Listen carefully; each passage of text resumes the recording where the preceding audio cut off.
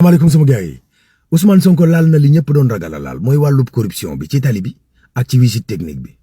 22 mesures yi fi état bi fi nekkoon wàccoon ci wàllu transport ngir limiter accident yi nañ ko càmbar ba xam lépp ñu ngi koy topp waaw wala déet loolu la bëgg.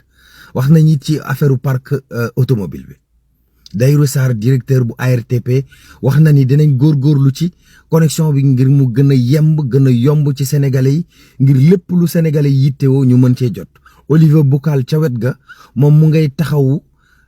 thème étudiants yi ngir ñu bokk ci benn compétition boo xam ne ñoom ci seen bopp ñooy ut ay xeltu yu ñuy moderniser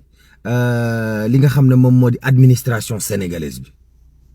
waaw. Assemblée nationale dañ koy tas mbaa duñ ko tas lu ci mën ci am fii ak fan di ngeen ci xam lu leen leer ñoom assemblée nationale ñoom ñu nga dajaloo ci waxtaane déclaration de politique générale. Mimi Touré yoon wàcc na ko mu dem waaye ay avocat am ba tey dañu jàpp ne dafa ay avocat Mansour Faye dañu jàpp ne ba tey dafa diffamé kii ñuy wax Mansour Faye waaye yoon wàcc na ko moom ñoom nee nañ dinañ interjecter appel waaw. nan la tudd ci Sénégal jóge nañ équipe ba yëpp jóge nañ JO de Paris maanaam Jeux olympiques yi gañewuñ ca dara muñ rek coow du jëm.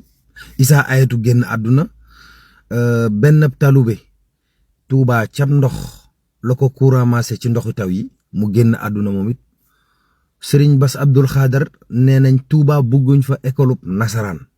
wax ja leer booba jamono ki ñu naan Amadou Ba moom mu ngi dalal kilifa diine yi ci jamono ji ñuy werante affaire muuraay yeeg affaire yooyu ci église bi mu dem seeti Monseigneur Benjamin Ndiaye Serigne Darou Mokhti bi sax dem na seeti moom Amadou Ba.